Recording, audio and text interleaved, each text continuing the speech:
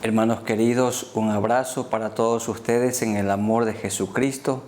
Un saludo fraterno para ustedes también, queridos amigos, que durante todo este tiempo de pandemia han permanecido fieles en este tiempo de meditación bíblica y oración. Ha sido un tiempo muy edificante para nosotros, los pastores que hemos presidido este tiempo, y estamos seguros que también para ustedes, porque la palabra del Señor edifica, instruye, confronta, exhorta, amonesta, también alienta, anima, consuela. La palabra del Señor que permanece para siempre. Y este tiempo vamos a dedicarlo para orar al Señor y meditar en su palabra, en la primera carta del apóstol Pablo a Timoteo. Timoteo, un discípulo de Cristo que fue influido fuertemente por su madre y también por su abuelita. En Listra se le juntó a Pablo para continuar con su viaje misionero y lo dejó en la ciudad de Éfeso para que ayude allí en el pastorado, para que anime a esa iglesia que era creciente, pero que también tenía algunas dificultades. Y Pablo necesitaba que Timoteo esté completamente instruido, aprobado para esta obra. Entonces le escribe la primera carta a Timoteo y luego la segunda carta. Y bien nos enseñaron en el seminario que cuando un pastor no sabe qué hacer, hay que ir a Dios, hay que ir a su palabra, hay que revisar otra vez primera y segunda carta a Timoteo.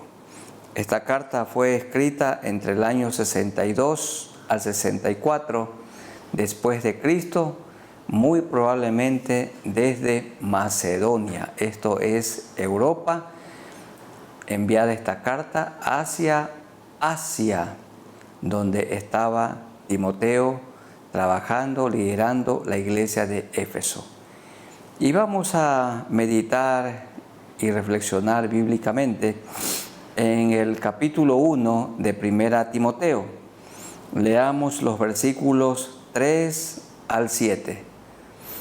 1 Timoteo 1, 3 al 7, que dice de la siguiente manera: Como te rogué que te quedases en Éfeso cuando fui a Macedonia, desde donde Pablo escribió esta carta, para que mandases a algunos que no enseñasen diferente doctrina, ni presten atención a fábulas y genealogías interminables que acarrean disputas más bien que edificación de Dios que es por fe. Así te encargo ahora, pues el propósito de este mandamiento es el amor, nacido de corazón limpio y de buena conciencia y de fe no fingida, de las cuales cosas, desviándose algunos, se apartaron a vana palabrería, queriendo ser doctores de la ley, sin entender ni lo que hablan ni lo que afirman. Hermanos queridos, es tan fácil dedicarnos a estudiar otras cosas, otros libros, otras doctrinas, a otros pensadores, menos la palabra del Señor. Y sí tenemos que leer buenos comentarios a muy buenos escritores, a muy buenos autores, pero tenemos que básicamente, fundamentalmente, estudiar la palabra de Dios, porque la palabra de Dios es la plomada, y hacemos bien en estudiarla, interpretarla con la guía del Espíritu Santo de Dios, y lo más importante, ponerla por obra, para que en nuestra vida se vea la Biblia. Bien dijo un autor, la única Biblia que el mundo leerá es su vida, mi hermano, es mi vida. Su vida y mi vida es un testimonio abierto de quién es Jesucristo. Con nuestra vida lo hacemos quedar bien a Jesús, o también con nuestra mala manera de vivir nosotros podemos dañar, manchar el honor de Cristo, quien nunca pecó, nunca cometió maldad, es nuestro Salvador, murió en la cruz por nosotros y a Él adoramos, a Él obedecemos y a Él seguimos. Entonces, vamos orando al Señor para que Él nos mantenga apegados a su palabra, como dice el verso 5, pues el propósito de este mandamiento es el amor nacido de corazón limpio y de buena conciencia y de fe no fingida. Que ocupemos el tiempo en el estudio de la palabra del Señor, en la práctica de la palabra del Señor, la enseñanza de la palabra del Señor y la predicación de la palabra a aquellos que no le conocen. Oremos al Señor. Soberano Dios, nos acercamos a ti por medio de nuestro Señor Jesucristo. Muchas gracias por este hermoso tiempo de meditación bíblica y oración. Gracias, Señor, por la vida abundante que disfrutamos y que en ti tenemos. Ahora vivimos en paz porque nuestros pecados han sido perdonados.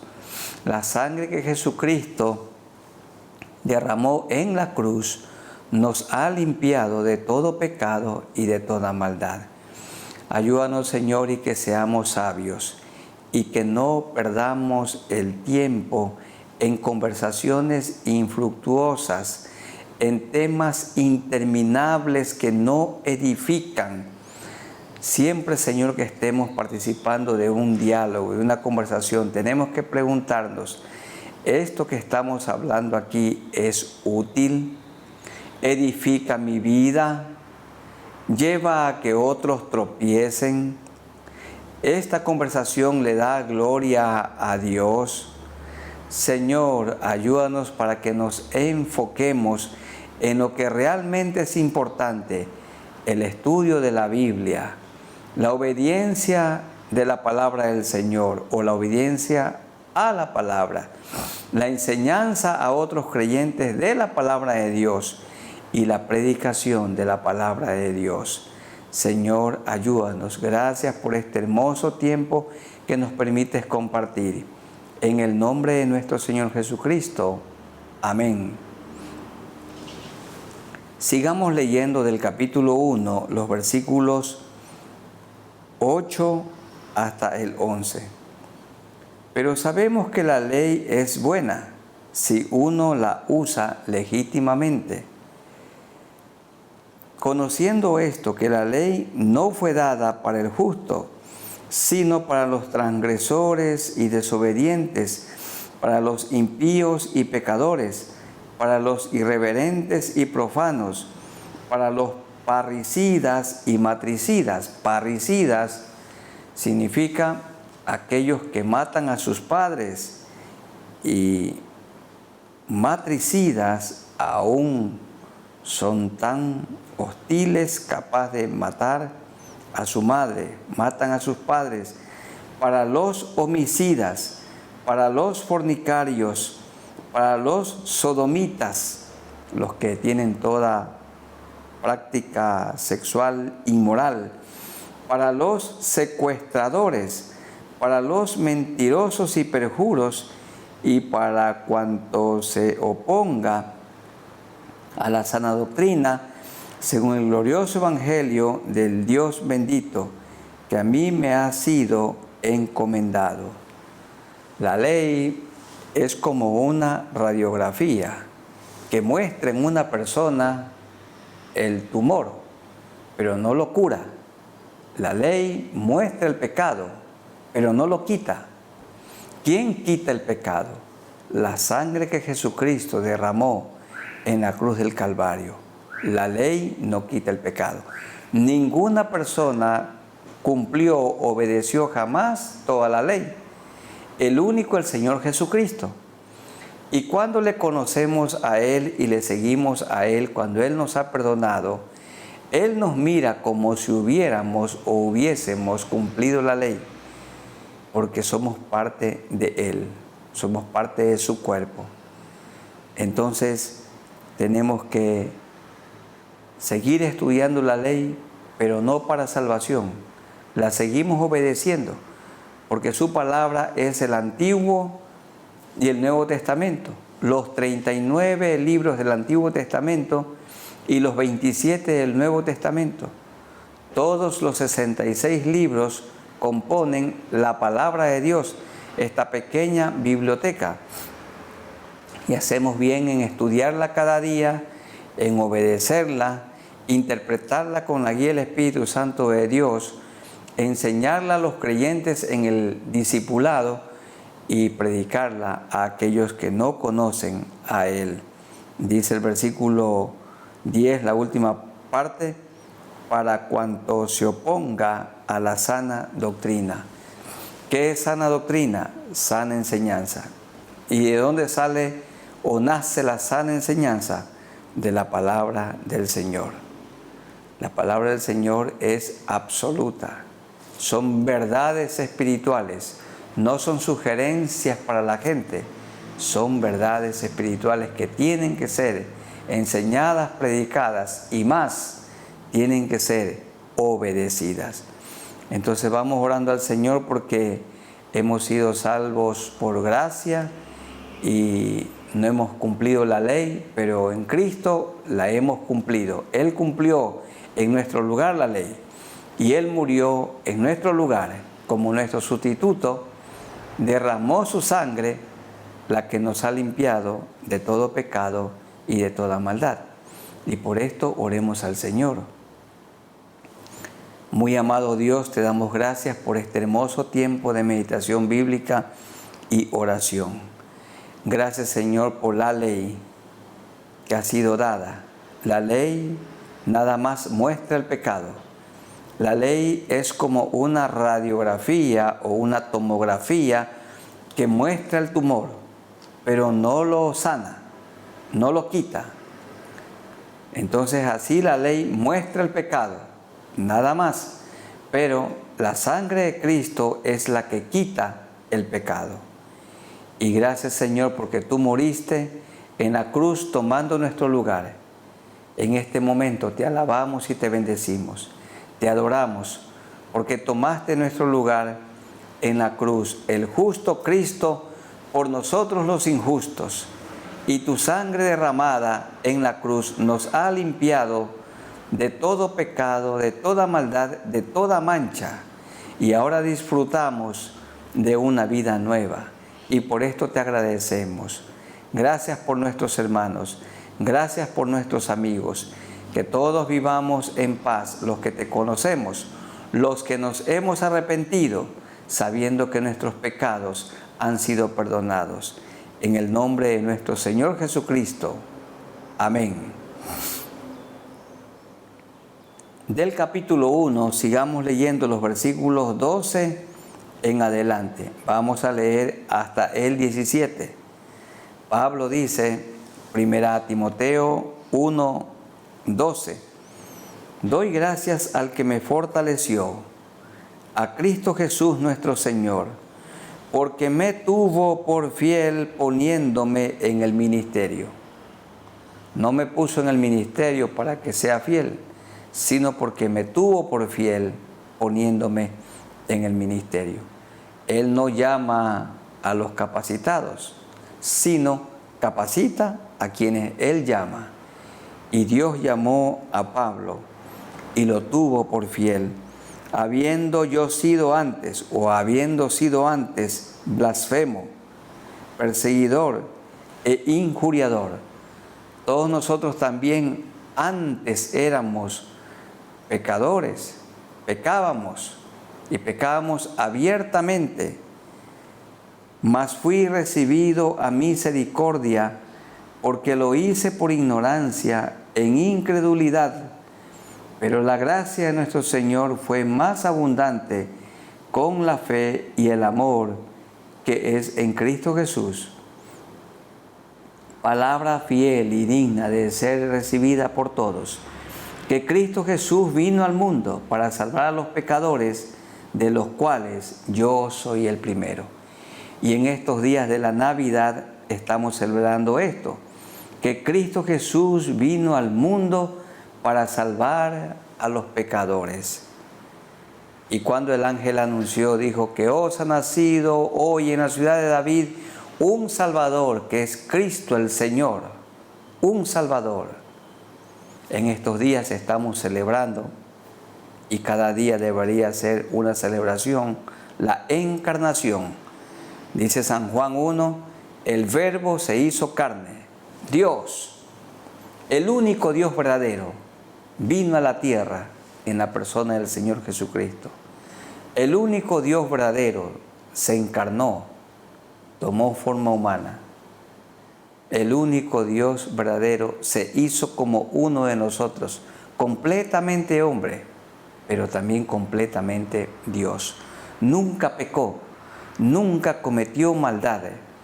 Murió en la cruz llevando sus pecados y mis pecados, y su sangre nos ha limpiado de todo pecado y de toda maldad.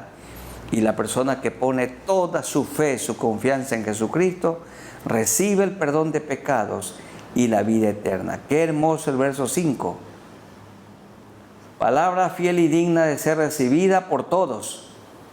Que Cristo Jesús vino al mundo para salvar a los pecadores, de los cuales yo soy el primero. Me uno a Pablo diciendo, yo, David Mutre, soy el primero, un pecador arrepentido. Es cierto, yo crecí en un hogar cristiano y eso fue una gran bendición. Mi papá y mi mamá me inculcaron, me enseñaron la palabra de Dios y a amar a Cristo. Pero de igual manera, un pecador. Soy un pecador arrepentido. El Señor me limpió con su sangre de toda maldad. Hizo de mí, cuando era pequeño, un nuevo niño. Y Él hizo de mí un nuevo hombre. Hoy un nuevo hombre adulto. El Señor me perdonó. El Señor me limpió con su sangre preciosa, con la sangre derramada en la cruz del Calvario. Y de esto está hablando Pablo en el versículo 15. Palabra fiel y digna de ser recibida por todos, que Cristo Jesús vino al mundo para salvar a los pecadores, de los cuales yo soy el primero. Pero por esto fui recibido a misericordia, para que Jesucristo mostrase en mí el primero, toda su clemencia, para ejemplo de los que habrían de creer en Él para vida eterna. Por tanto, al Rey de los siglos, inmortal, invisible, al único y sabio Dios, sea honor y gloria por los siglos de los siglos. Amén. Tenemos que dar gracias a Dios, porque nos tuvo por fieles el Señor, poniéndonos en el ministerio. Todos nosotros los pastores somos pecadores arrepentidos. El Señor nos limpió con su sangre. Y toda persona, todo discípulo de Cristo es un pecador arrepentido. Y a cada uno de nosotros nos ha dado dones y talentos para que los pongamos por obra y para que el Señor nos use en la edificación de su iglesia. Nos tuvo por fieles poniéndonos en el ministerio. Es una honra tan grande que no la merecemos. El Señor podía haber llamado a cualquier otra persona, pero lo hizo con nosotros. Él nos llamó, Él nos ha capacitado, Él nos usa y siempre esperamos que Él apruebe lo que hacemos. Nos puso en el ministerio, en el caso mío, en el ministerio pastoral. Él me llamó, Él me ha dado el don, Él me ha capacitado y estoy seguro que Él me usa y siempre ruego que Él apruebe lo que yo hago y que nos mantenga, hermanos consiervos, a ustedes y a mí, fieles al Señor. Y hermanos queridos que son parte del cuerpo de Cristo, a cada uno el Espíritu Santo de Dios le ha repartido dones y talentos, y los dones son dados para ser usados. Cada uno ejercite su don de la enseñanza, el don del pastorado, el don de la misericordia, el don de presidir, el don de repartir. Cada uno ejercite su don. Y vamos orando al Señor, dándole gracias, porque en su misericordia Él nos ha escogido para que le sirvamos y nos tuvo por fieles. Que cuando estemos delante de Él, Él nos diga: ven, buen siervo y fiel, sobre poco has sido fiel, sobre mucho te pondré, entra en el gozo de tu Señor. Mi hermano, mi hermana, sea usted fiel al Señor, a pesar de las tribulaciones, de la estrechez económica, a pesar de las enfermedades, pero manténgase fiel, mirando a Cristo. No se desanime. No somos nosotros de los que retrocedemos, no somos de los que claudican, no somos de los que se apartan, de los que reniegan, de los que apostatan de su fe. Somos nosotros hijos de Dios y vivamos unidos a Él, a Cristo, aferrados a Cristo. Tenemos que agradecerle, como dice el verso 12, dar gracias al que me fortaleció, a Jesucristo, porque nos puso en el ministerio, y dar gracias porque Jesús vino al mundo para salvar a los pecadores, de los cuales yo soy el primero. Oremos al Señor. Soberano Señor, seguimos en tu presencia. Gracias porque a muchos de nosotros nos tuviste por fieles poniéndonos en el ministerio, así como lo hiciste con el apóstol Pablo. Y ayúdanos, Señor, para que nos mantengamos en fidelidad, mis hermanos y yo, cada uno ejerciendo el don que tú le has repartido por medio del Espíritu Santo de Dios. También te rogamos, Señor, que vivamos agradecidos porque nuestros pecados han sido perdonados. En estos días estamos celebrando la llamada Navidad, la encarnación. Dios se hizo hombre, Dios vino aquí a la tierra, Emmanuel es Dios con nosotros, y vino para buscar y para salvar lo que se había perdido. Y yo era una de esas personas perdidas a quienes tú buscaste, y yo accedí, Señor, te confesé mis pecados, me arrepentí de mis maldades, puse toda mi confianza en ti y tú me perdonaste, me limpiaste con tu sangre y ahora soy una nueva persona que te ama y que te sirve. Señor, gracias por este momento. Anima a mis hermanos que vivamos agradecidos por el don o los dones que tú nos has repartido. En el nombre de nuestro Señor Jesucristo. Amén. Vamos a leer del capítulo 2, los versículos 1 al 7. Durante la pandemia, muchos predicadores, pastores, maestros, hemos utilizado este texto que es tan oportuno para estos momentos. 1 Timoteo 2, 1 hasta el 7, que dice de la siguiente manera: exhorto ante todo a que se hagan rogativas, oraciones, peticiones y acciones de gracias por todos los hombres, porque Él quiere que todos los hombres y las mujeres sean salvos, por los reyes y por todos los que están en eminencia, por los que gobiernan. ¿Para qué? Para que vivamos quieta y reposadamente en toda piedad y honestidad, porque esto es bueno y agradable delante de Dios nuestro Salvador, el cual quiere que todos los hombres sean salvos. Esto totalmente combate la interpretación equivocada que el Señor, que el Dios Todopoderoso escoge a unos para salvación y a otros para condenación. Dios no hace esto. Él es justo, Él no quiere que ninguno perezca, sino que todos procedan al arrepentimiento. Toda persona tiene oportunidad para salvarse. Cada uno, como es volitivo, decide si sigue a Cristo o no, el cual quiere que todos los hombres sean salvos y vengan al conocimiento de la verdad. Pero ¿cómo van a oír si no hay quien les predique? Porque hay un solo Dios y un solo mediador entre Dios y los hombres, Jesucristo hombre, el cual se dio a sí mismo en rescate por todos, de lo cual se dio testimonio a su debido tiempo.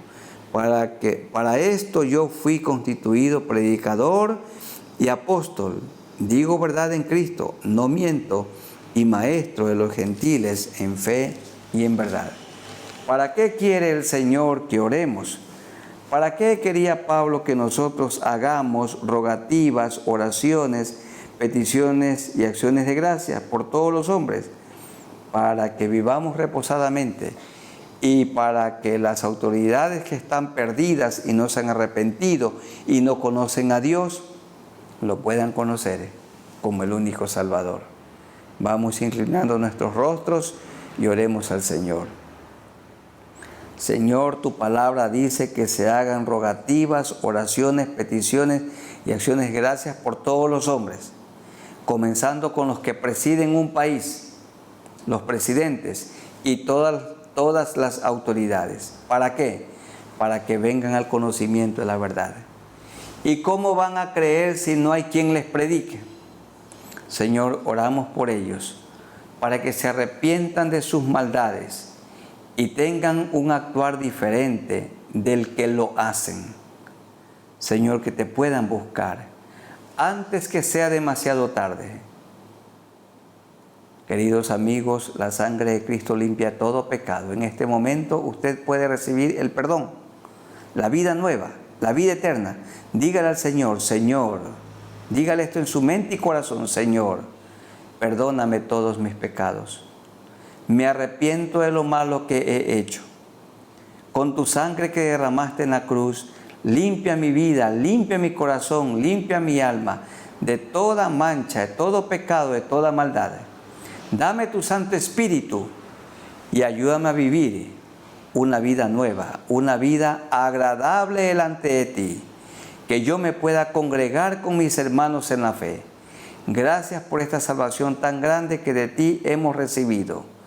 En el nombre de nuestro Señor Jesucristo, te agradecemos. Y Señor, que estos hermanos que han decidido hoy seguir a Cristo, muestren en su vida que tú vives dentro de ellos y que se puedan congregar con nosotros para juntos adorarte a ti. Te damos gracias, Señor, por este momento de oración y también de salvación en el nombre de nuestro Señor Jesucristo. Amén. Y el último pasaje, vamos a leer los versículos 8 hasta el 15 del capítulo 2.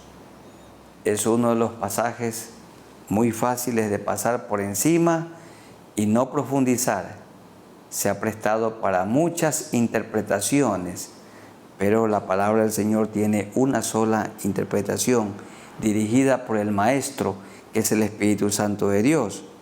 Primera a Timoteo 2, 8 hasta el 15, que dice así: Quiero pues que los hombres oren en todo lugar, levantando manos santas sin ira ni contienda. Asimismo que las mujeres se atavíen de ropa decorosa, con pudor y modestia, no con peinado ostentoso, ni oro, ni perlas, ni vestidos costosos. Está hablando de cómo debe ser la presentación de una mujer en el culto público. Y creo que esto de vestirse con ropa decorosa y con pudor y con modestia, toda mujer debe preguntarse, y todo hombre también, ¿esta ropa es decente? ¿Esta ropa cubre mi cuerpo? Porque la única persona que debe mirar el cuerpo de una mujer es su esposo o el médico que la atiende con la compañía de su esposo. Pero esta vestimenta agrada a Dios. Esta vestimenta lleva a que otros tropiecen. Es edificante. Hace hablar bien del buen nombre de Cristo. La vestimenta tiene que ser con ropa decorosa, una ropa holgada que cubre el cuerpo, con pudor y modestia. Es una ropa muy costosa, es ostentosa, alimenta el ego. Bueno, es bueno que la mujer ande bien vestida, el hombre también, pero la vestimenta tiene que ser para agradar a Dios. Y también la vestimenta de la esposa para agradar a su marido. No con peinado ostentoso, ni oro, ni perlas, ni vestidos costosos. Es decir, no de una manera que llame la atención, sino que la mujer debe vestirse con buenas obras, como corresponde a mujeres que profesan piedad. Esa es una vestimenta incorruptible, las buenas obras, la santidad. Y sigue diciendo Pablo, la mujer aprenda en silencio con toda sujeción, porque no permito a la mujer enseñar ni ejercer dominio sobre el hombre, sino estar en silencio. Esto de estar en silencio implica que aprenda con toda sujeción.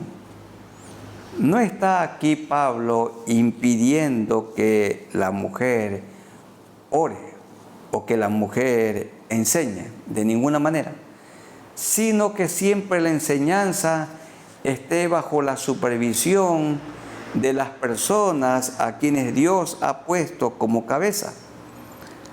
Vemos claramente que Pablo no prohíbe que la mujer ore o que la mujer enseñe, como podemos ver en 1 Corintios capítulo 11, verso 5. 1 Corintios 11, 5. Pero toda mujer que ora o profetiza con la cabeza descubierta, afrenta su cabeza, porque lo mismo es que si se hubiese rapado.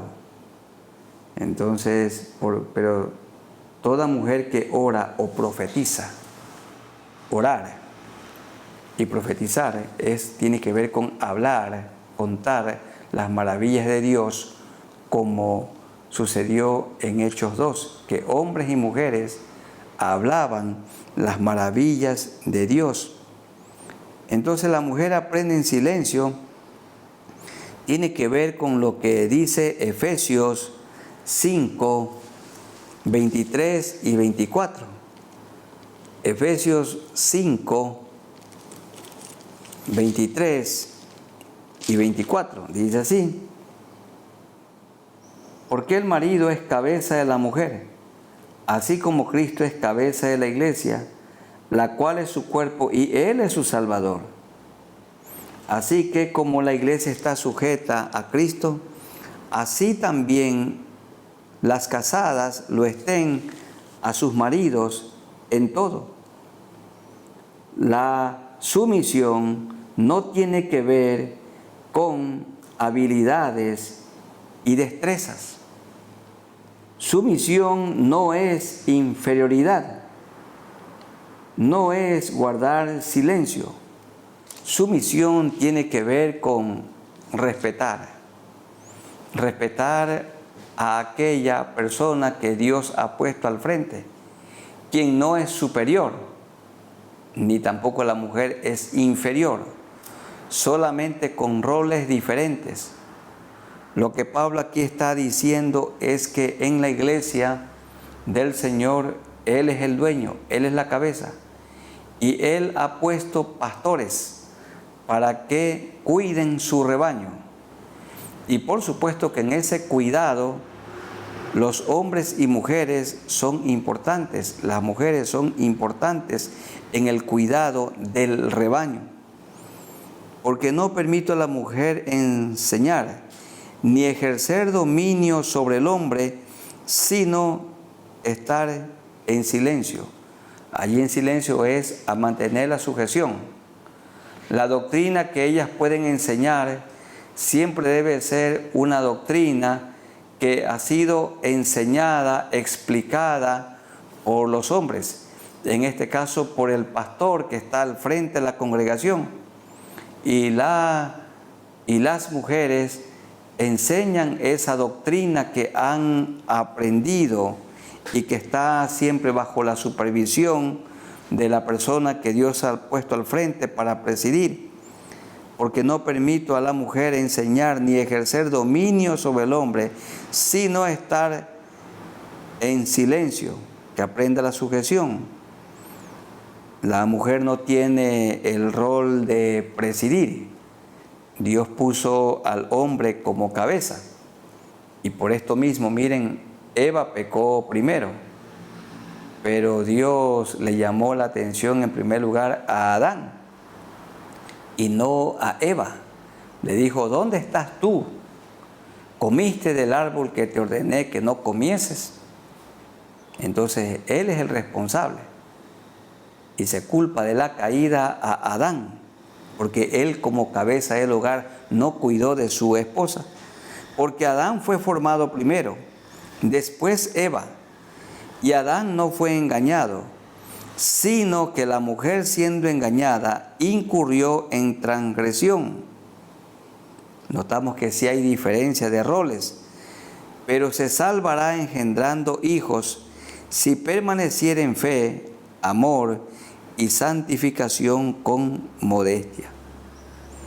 Aquí el Señor nos insta que ningún hombre debe de criticar a las mujeres, ni acusarlas, ni señalarlas como que fueron las que dieron origen a la caída, de ninguna manera. Porque es verdad que Eva pecó primero, pero Dios hizo responsable de la caída a Adán. Pero también es verdad que Dios usó a una noble mujer, a una santa mujer llamada María, para que de una mujer naciera el Salvador del mundo.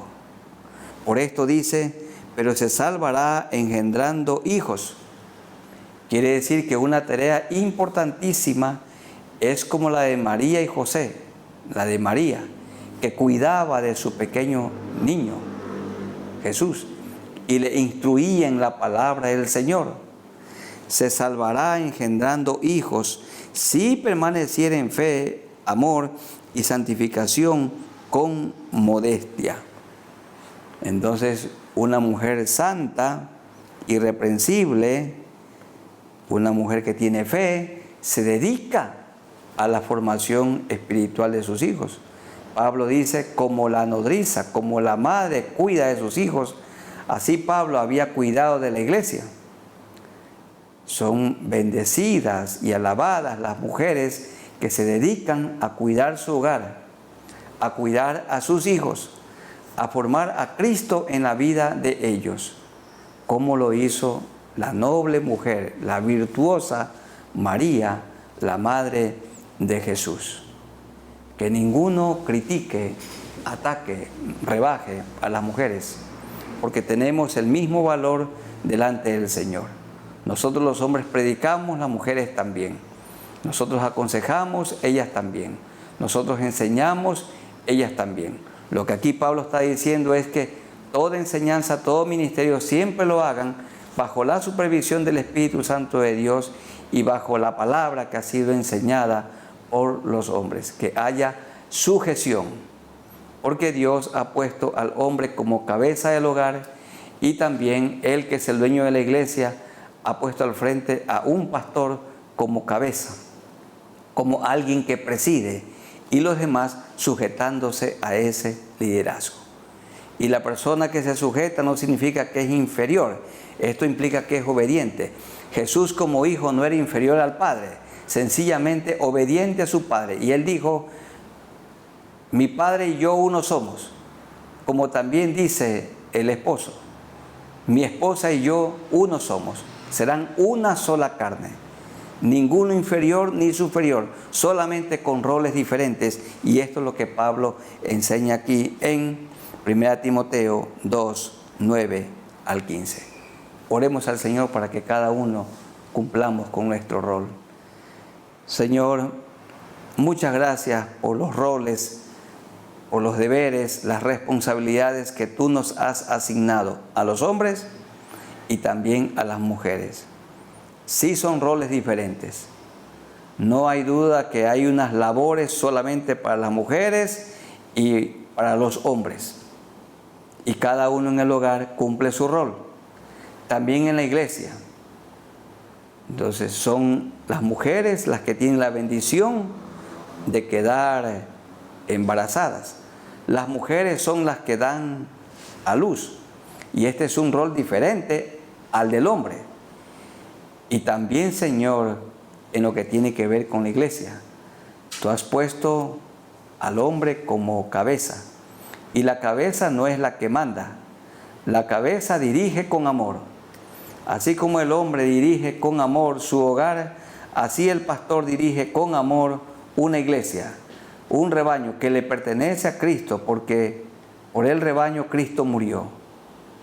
Señor, que las mujeres puedan ataviarse como ordena la palabra, con ropa decorosa, con pudor y modestia, y que cultiven dentro de ellas un espíritu afable y apacible. Señor, que las hermanas puedan ser sumisas al liderazgo de la persona que Dios ha puesto al frente, del varón que Dios ha puesto al frente, pero que todos seamos también sumisos los unos a los otros y todos sumisos a Cristo. Cada creyente tiene que predicar. Los hombres predicamos el Evangelio, las mujeres también. Todos podemos orar, pero todos, Señor, cada uno en su rol, con su misión. Muchas gracias, Señor. Es verdad que Eva pecó, pero la responsabilidad tú se la atribuiste a Adán. Pero también es cierto que tú usaste a María como un instrumento para que de ella naciera el Mesías, el Salvador del mundo. Y te damos gracias, Señor, por el rol de las mujeres, por el ministerio de las mujeres en tu iglesia.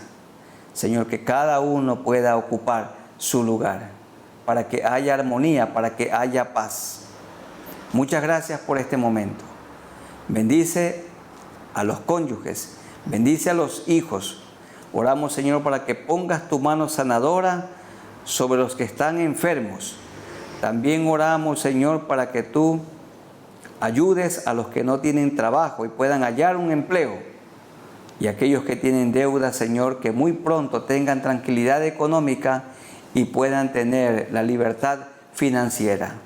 Gracias, Señor, por estos días en el que recordamos o en los que recordamos la encarnación, que Dios se hizo hombre, Dios se encarnó, tomó forma humana, se hizo como uno de nosotros, completamente Dios y completamente hombre.